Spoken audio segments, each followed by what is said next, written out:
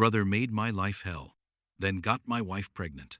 Now he wants my help, after our parents disowned him and left me their $2 million inheritance.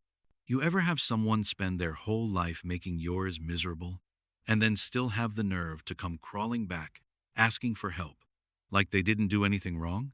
That's my younger brother. He bullied me growing up, tried to ruin every bit of peace I had, slept with my wife behind my back, and might actually be the real father of the kid I raised as my own. My parents finally saw who he really was, disowned him, and left me everything in their will. We're talking about almost $2 million, and exactly $1 for him. And now, after all of that, guess who suddenly wants to talk? He's calling me nonstop, saying he's struggling with college, that he's broke, that life is unfair, and that we're still brothers, so I should look out for him. Meanwhile, every time his name pops up on my phone, all I can think about is the way he laughed when I was hurting, and how he saw my life as a game he could keep wrecking. So now I'm sitting here with this inheritance in my name, parents who finally took my side, and a brother who helped destroy my marriage, asking for a second chance. To really understand how twisted this is, you need to know how it started. Growing up, most people would have assumed I was the jealous one. I was the quiet, nerdy, older brother with glasses, always studying, keeping to myself. My younger brother David was loud, outgoing, and always seemed to be the center of attention. If you just glanced at us, you'd think I envied him. But the truth is, he was the one who seemed to resent me. He was the golden child. My mom absolutely spoiled him. She cooked his meals, did his laundry, cleaned up after him, and then turned to me and said I should help him with his homework because you're good at this stuff and he struggles. Whenever he needed something, the assumption was that I would handle it just because we were family. That logic never worked the other way around. As a kid, I tried to be understanding. I was naturally independent, so I told myself I didn't really need much from anyone. I figured if I just stayed out of the way, focused on school, and kept my head down, I could eventually leave and build my own life far from the drama.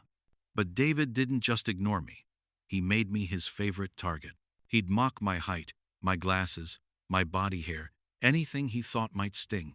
He'd sneak into my room, read my diary, and then run to my mom, twisting my words to make me look like the problem. When I exploded and told her he was invading my privacy, she laughed and called it normal brother stuff. It didn't stop there. He nearly broke my glasses once, and another time, he actually put small stones in my cereal. Luckily, I noticed before I bit down. But when I told my mom, she shrugged and said, "This is how brothers bond." That was my normal. Things really escalated in high school. By then, David wasn't just a mean little brother. He was cruel. One day, during yet another stupid argument, he decided it would be funny to try and set my hair on fire. I'm not exaggerating. He actually held a lighter to the back of my head. I remember smelling something burning and slapping his hand away. I yelled. He laughed. And when I went to my mom completely shaken, she brushed it off like he was just playing. I couldn't believe it. Setting someone on fire is a prank now? For once, though, my dad happened to be home. When he heard what happened, something in him finally snapped. He didn't chuckle.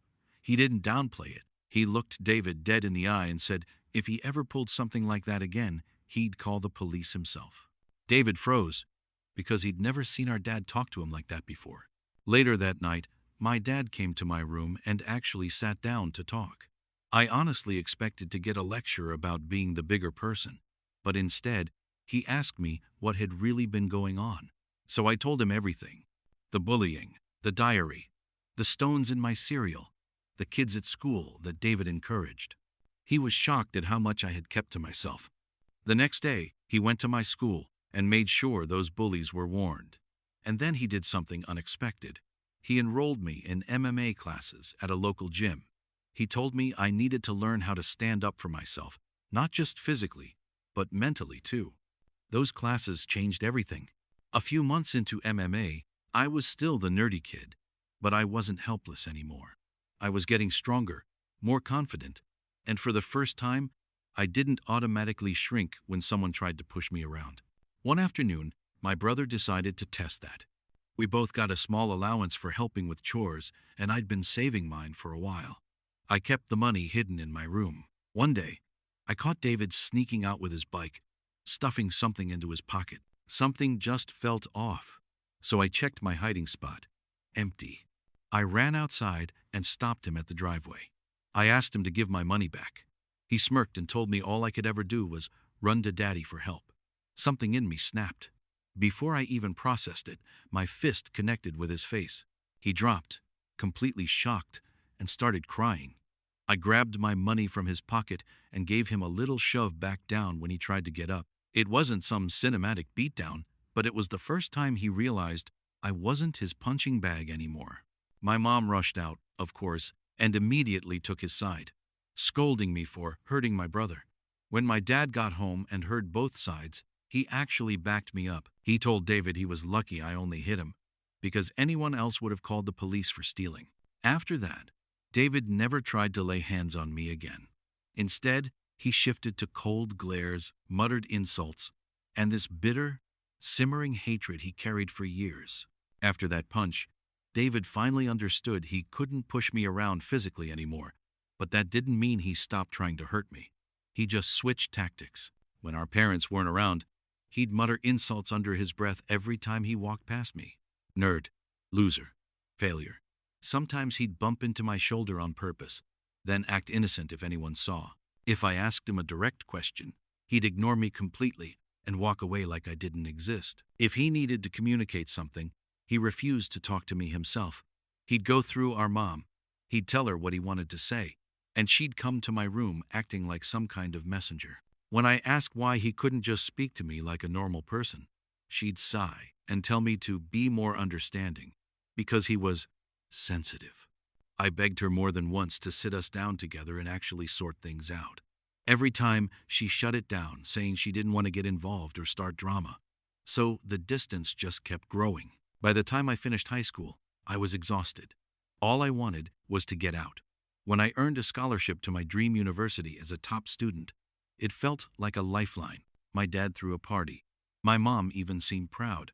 But David stayed cold and distant, barely saying congratulations. Leaving that house felt less like moving out and more like finally escaping. College was like stepping into a different world. For the first time in my life, I wasn't David's weird brother. I was just me. I made friends, focused on my classes, and actually started to feel normal. The constant tension I'd grown up with was gone. During my second year, a friend dragged me to a frat party I really didn't want to go to. That's where I met Karen. We were introduced over loud music and cheap drinks, and somehow we just clicked. She laughed at my dry jokes, asked real questions, and actually listened when I talked. We started hanging out more, grabbing coffee between classes, studying together, going on quiet little dates that felt nothing like the chaos I grew up around. She came from a religious background, just like me, and we both agreed that marriage and family were things we took seriously. By the time we were nearing graduation, I honestly thought I had everything figured out. I had a degree on the way, a woman I loved, and a future that finally felt stable. Then, in our final year, we found out she was pregnant.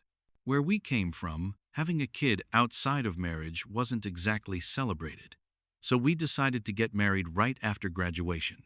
The wedding was small, but it was joyful. Our families were there, smiling, clapping, taking pictures. In that moment, looking at Karen in her dress, I genuinely believed I was starting the life I'd always wanted. I'd always imagined one woman, one home, one family to come back to, and I thought Karen was that person. At first, married life felt good. We were young, figuring things out, and like any couple, we had our ups and downs. I was focused on work and being a good dad, and I honestly thought we were on the same page about what our marriage meant. Then I found out about the first affair. Karen had been getting unusually close to a married coworker.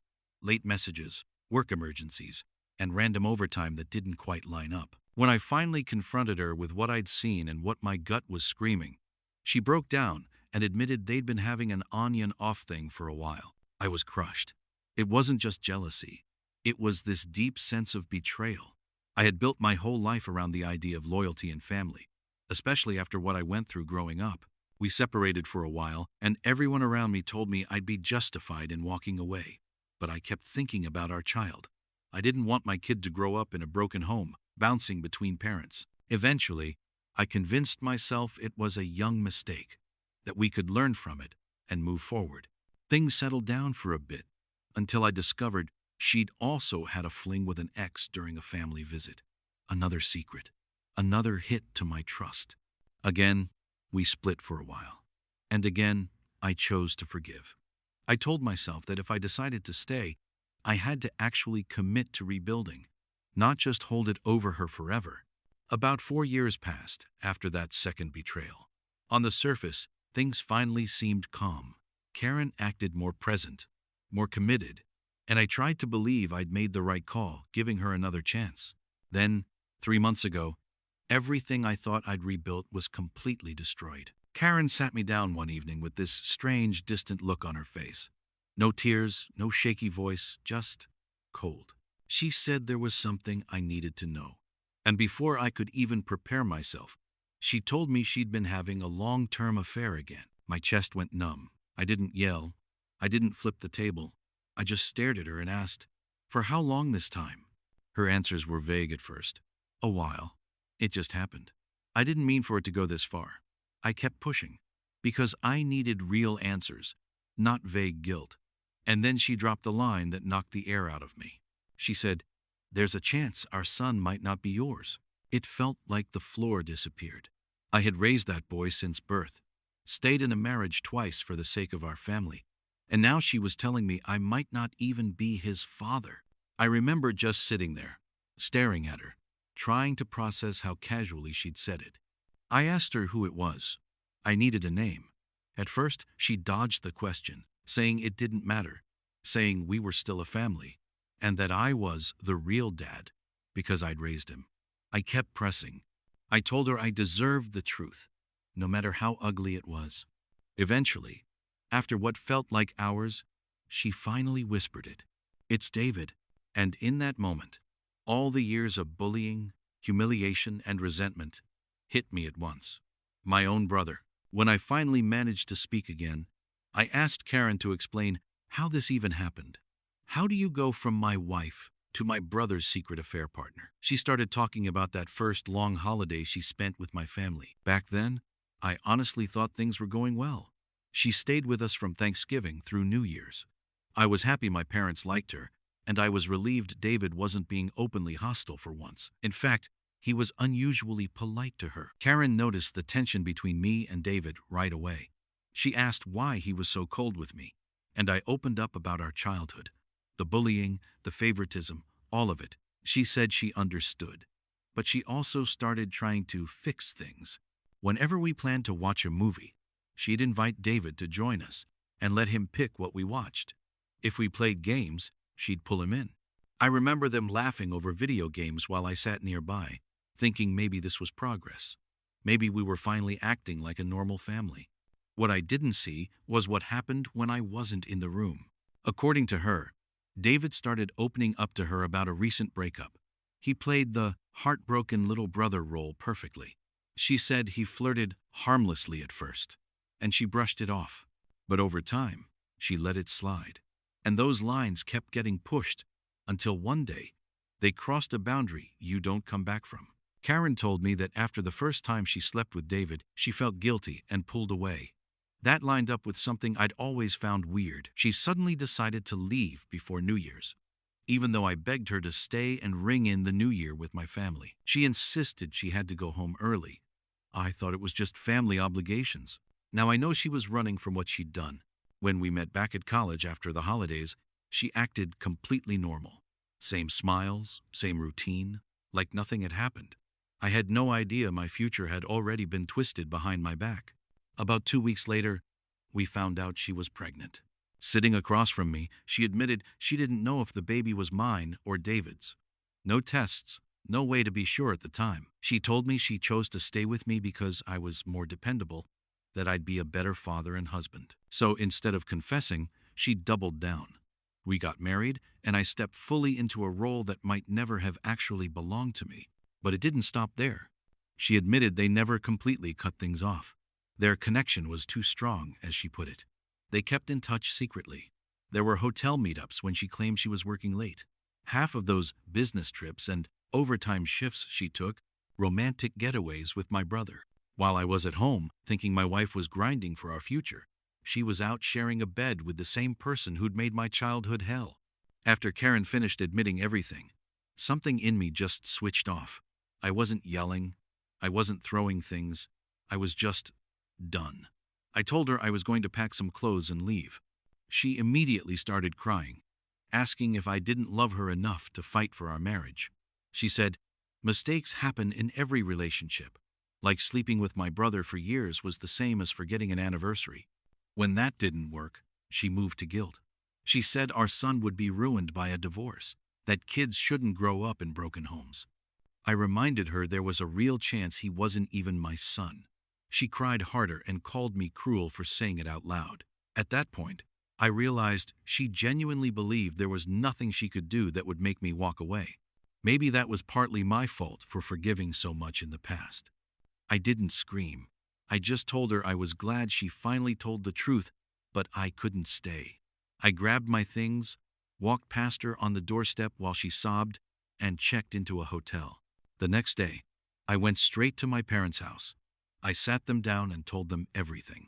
Karen's affairs, the long-term relationship with David, the possibility that the child they thought was their grandson from me might actually be David's. My mom's first reaction was denial. She snapped that her boy would never do that to his own brother. My dad just went very quiet, which, in our house, was worse than shouting. I told them if they really believed he was innocent, we could clear it up right then. I asked them to stay completely silent and let me call David. I put the phone on speaker and dialed. He picked up sounding annoyed, like I was bothering him. I asked him straight out if he'd been sleeping with my wife. Immediately, he denied it. Called me crazy. Said Karen was dramatic and probably trying to cover up her own issues. Then I mentioned that Karen had already confessed everything. That's when his tone changed. He started attacking her character instead. He called her names, said she throws herself at men, and that it wasn't his fault if women were attracted to him. He even said, with this disgusting pride, that he was the better-looking brother, so of course she'd want him. I let him talk.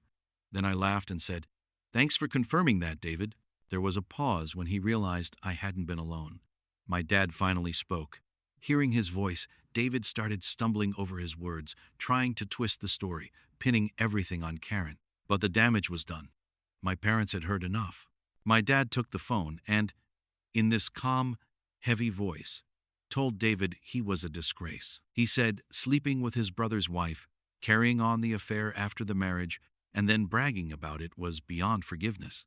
He told him he'd failed as a son, as a brother, and as a man. Then he dropped the hammer. From that moment on, David was cut off. No more college fund. No more allowance. No more financial support. If he wanted to act like a grown man, he could figure out how to live like one without Dad's money. My mom, who had always defended him, just sat there crying. After my dad hung up, she came over to me and hugged me. She actually apologized for never believing me, for all the years she'd brushed things off. My 14-year-old self would never have imagined that moment. Legally, things moved fast after that. My dad helped me find a good lawyer and push for divorce. Karen tried to go after alimony since I earned more, but her long-term affair didn't exactly help her case. We did a paternity test on the child I'd been raising, and it confirmed what I'd been terrified to hear. The boy was David's, not mine. That hurt worse than anything. I loved that kid, but every time I looked at him after that, all I could see was my brother's face. In the end, I decided I couldn't keep visiting. It wasn't the child's fault, but I knew I wouldn't be able to be the father he deserved with that constant reminder hanging over me. After the divorce was finalized, there was this strange, quiet sense of freedom. I moved into a small bachelor place and, for the first time since college, I was actually living alone. No wife, no kid, no constant drama. Just me, my thoughts, and a chance to finally breathe. About 2 weeks later, my dad called and said he'd been thinking a lot about everything that happened. He told me he didn't want David to have access to anything he'd worked his whole life to build. That included his savings, retirement accounts, and life insurance. When he added it all up, it came to almost $2 million. Then he told me his decision. He was changing his will so that everything went to me. David would get exactly $1, just so there was a legal record that he hadn't been forgotten, he'd been intentionally cut out. The only condition was that if my dad passed away before my mom, she'd still live in the house for the rest of her life, even though it would legally be mine. I told him I was completely fine with that. After everything, I wanted her to be comfortable. Somehow, David found out. He tried calling our parents first, but they wouldn't answer.